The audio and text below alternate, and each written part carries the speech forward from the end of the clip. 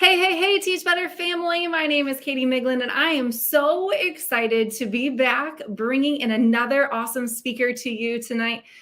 We are featuring Marie, who has so much good insight to all the things. I cannot wait to talk shop with her today. So all you need to do is sit tight, drop in the comments what you're doing, maybe if you have a fun adult beverage in your hands, and where you're from. So go ahead and drop those in the comments, and we'll be right back.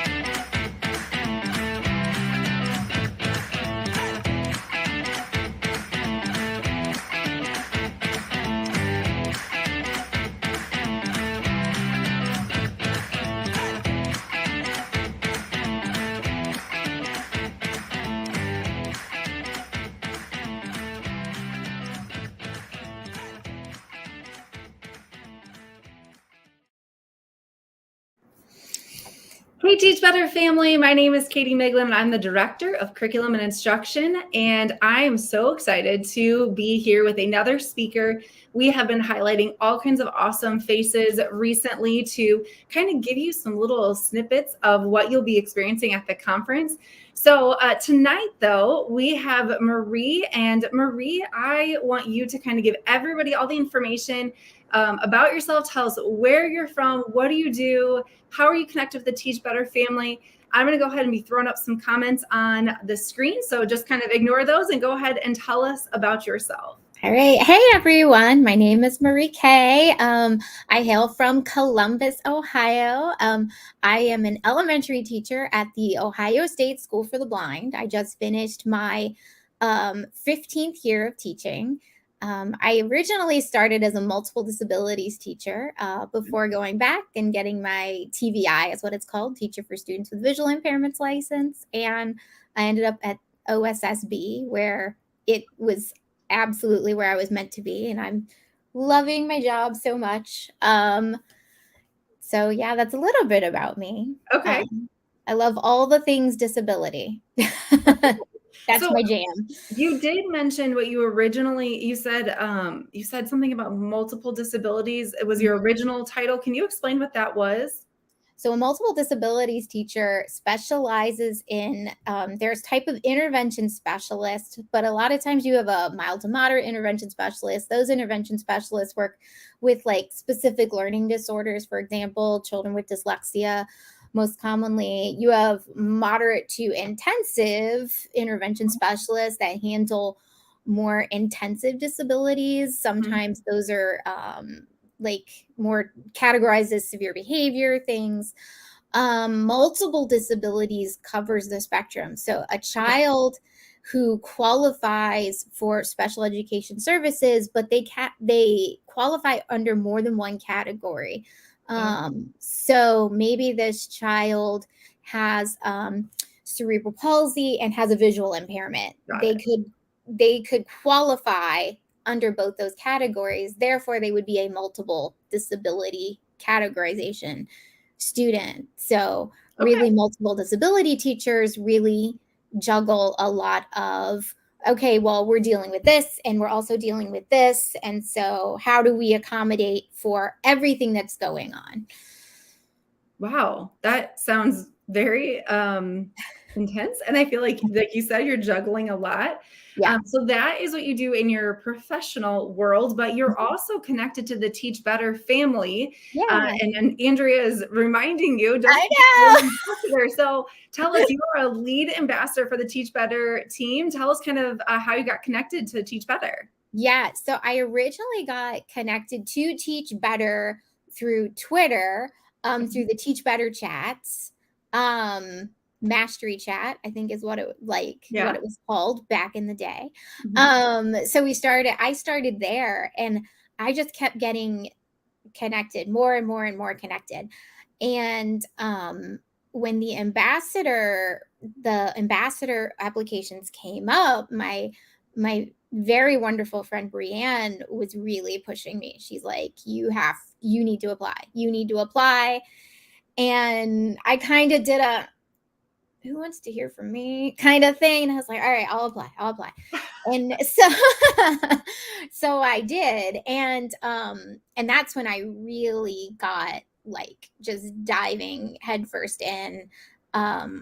Really, I think it was when I was taking advantage of some of the stuff. I did a couple of courses, but then once I became an ambassador, I like super dove headfirst into all things Teach Better and really fell in love with the group. And then I just became a lead ambassador. Yeah, That's for awesome. community relations and connections. And that's been a lot of fun to do, and I've been really enjoying it.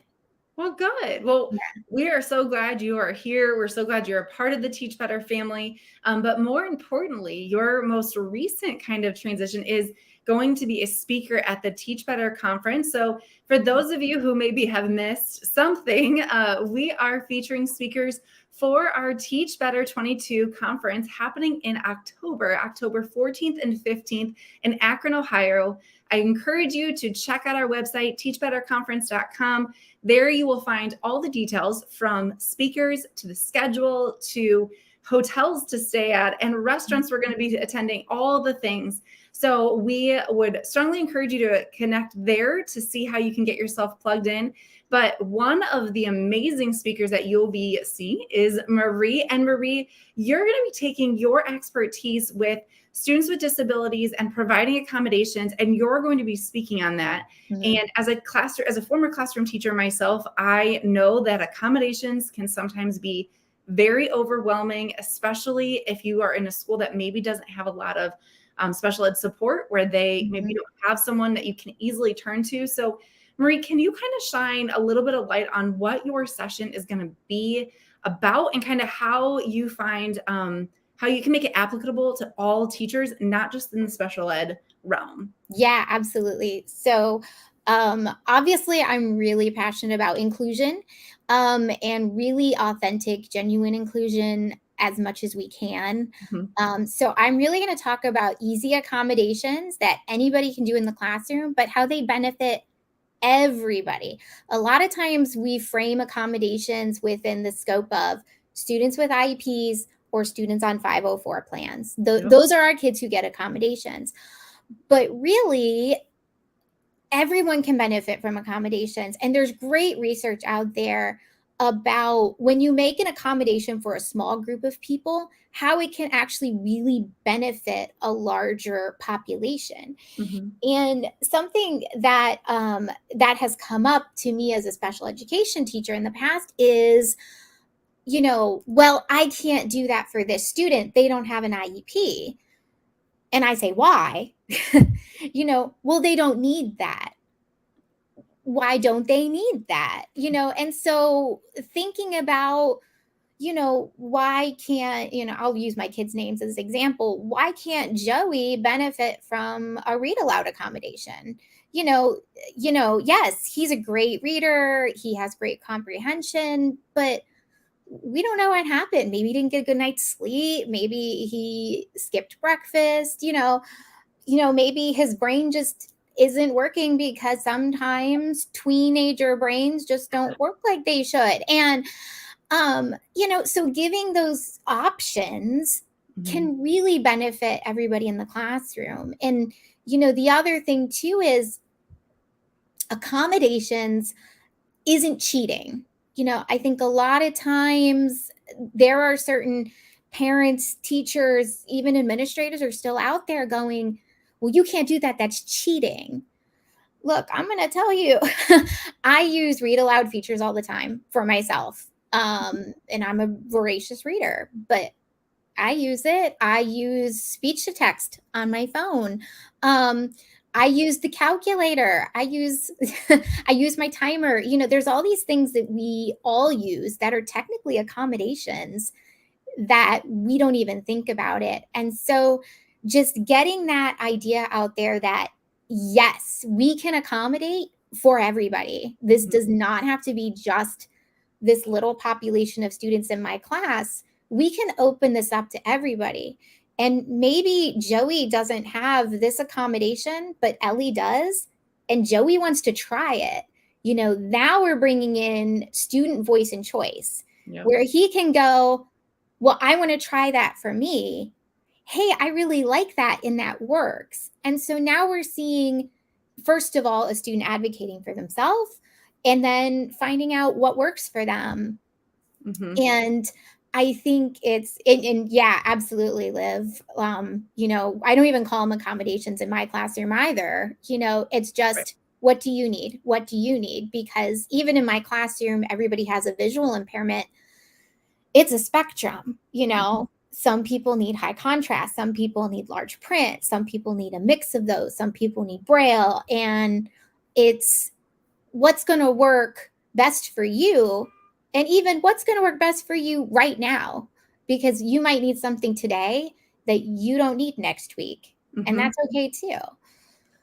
Wow, Marie, I think that's so empowering to teachers, to remind them that it doesn't have to be considered an accommodation. It's just, what do students need? And that's ultimately what we as teachers want, right? We want to help students reach their full potential. And sometimes their needs are going to seem a little bit more challenging. Like you said, some students, maybe their head is completely out of school that day. They had a rough morning, or they're just kind of ditzy for the day. And that's okay. Because like you said, an accommodation doesn't have to be all the time. It can be when they need it. And I think that's so empowering. I think it's so exciting just to hear kind of your take on it. And I hope that a lot of teachers take advantage of your session. I hope a lot of teachers kind of plug in, because it is so important to remind ourselves that kids are kids and students are students, and they need whatever we can get them to make them feel successful. And I think that's so cool to see that. I think it's funny because I'm sitting here laughing, like I literally just used speech to text this morning. Yes. I wouldn't have even thought that is like an accommodation, but in schools it is. And how many educators or how many adults use the audiobooks, yet as a teacher, that's considered an accommodation, is being able to listen to your story. So you're so right. And there's so many good comments happening in the chat. So just being able to be there for students and kind of what they need right now, I think is such a powerful message. So very cool. Now we do have a question from Tim, and he asked you, this was kind of during your intro, but he asked about the term neurodiverse. And I wondered if that is anything that you have had like experience with, or what are your thoughts on that? Yeah, Tim, what a great question. Yes, I am very familiar with the term neurodiverse and neurodiversity. I use it and accept it. And I really believe in it. And I know it's most commonly used in reference to individuals with autism. However, I think there's a way bigger umbrella of neurodiversity than people really realize out there. I think we're really learning a lot more with a lot of the brain research that's coming out right now. We're learning so much more about brains and people. And I actually, to use an example, I got into a disagreement with a colleague at work because she did something one way and I just did it differently. And she and I were just disagreeing about how to do it. And I told her, I said, my brain doesn't work like that. Yeah. And even that's neurodiversity, right? Our people are dynamic.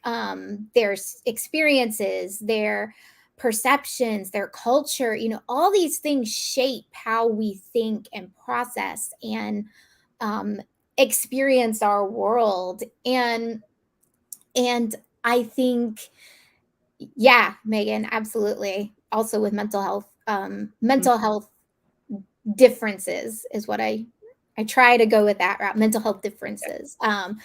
And so it's just, it all shapes how we perceive things, and we're all going to think differently. Even when we're similar, we're still different because nobody has lived the exact same life. Right. And we, that's a big thing. We talk about it all the time with our students, but I think sometimes we forget to apply it even to adults, of that our history shapes our beliefs and our values and who we are as people. So we have to be mindful that our path does kind of determine who we are and where we've come from. So it's important to be mindful of that when we are talking about our students and what makes them kind of tick and how they can kind of work in our classroom. So fun. So I feel like I keep saying this every single time I've interviewed a speaker. I'm like, okay, can it just be October already? Because you like the dust kind of settled after you interview a speaker and you're like, okay, it's still far away. Katie, relax. When I talk to another person, I'm like, how am I possibly going to be in every session? Because there are so many good topics that are getting covered, and I don't know how I'm going to be in all of the rooms at the same time. So I thought about that too. Just even like looking at who is speaking and not even necessarily knowing what they're going to talk about. Just be like, oh, you're talking. I want to hear you. I don't even care what you're talking about. You can talk about umbrellas and ducks for a half an hour. I'm good. Like, I really, it's a really incredible lineup of people and expertise and perspectives coming in. And Andrea says she can't wait to meet me. I can't wait to meet all these people that I have been connecting with virtually since I started. I think I've met 4 people like in person from TeachBetter, but I probably talked to 30 of you, like, right. like on a fairly regular basis. And people need to get ready because I'm a hugger.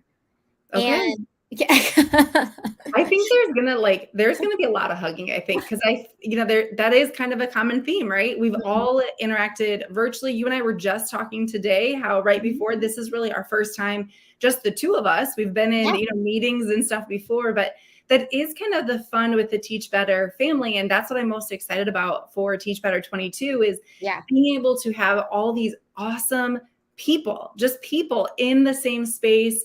I know we highlighted someone yesterday who was reflecting on Teach Better 19 and just the idea, Bree was interviewing them and talking about the smaller conference sometimes really makes you feel like you're a family. And, we've all been connected virtually for so long, but being able to come together and have those real authentic conversations, talk shop and swap ideas and hear these things that we have so many people talking on and so many awesome topics. I am just like counting down the days. I'm sure you are. But if you have not registered for the Teach Better Conference, you have to.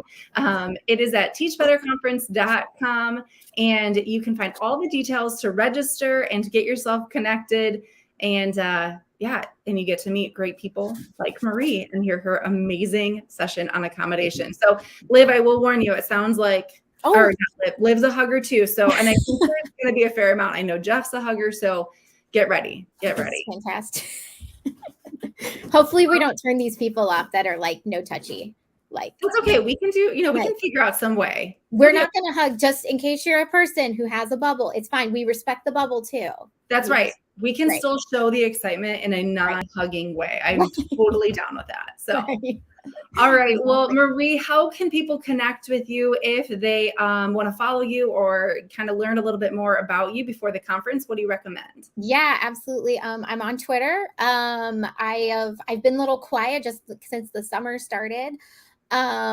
Just doing family stuff and trying to rest and still working admittedly, but less of it. I'm doing less of it. So I'm a little bit quiet on Twitter right now. I did log in today and do some things. At Marie K Ed is how you can find me. I am on Instagram. It's mostly pictures of my kids and food and a shed in a box. Like that's probably the last one I posted. We got a shed in a box off of Amazon and built it. We're really proud of it. I feel that. I get it. So it's mostly my family life. So you can definitely look at that. I'm on Twitter Voxer. You can send me a message on there. Those are the best ways to get in touch with me. Yeah. Okay. That's awesome. Sounds like we've got lots of ways that we can keep the conversation going until October. But in October, we hope to see all of you at the TeachBetter Conference on October 14th and 15th in Akron, Ohio. It is going to be an epic weekend where we are going to connect, share ideas, and have a great time. So, Marie, thank you so much for joining me on this Friday, late afternoon, early evening, depending on where you're from. It has been fun to be able to kind of talk shop, just the two of us for the first time. Yeah. And we hope you have a great weekend, Teach Better family. And don't forget to go register at teachbetterconference.com.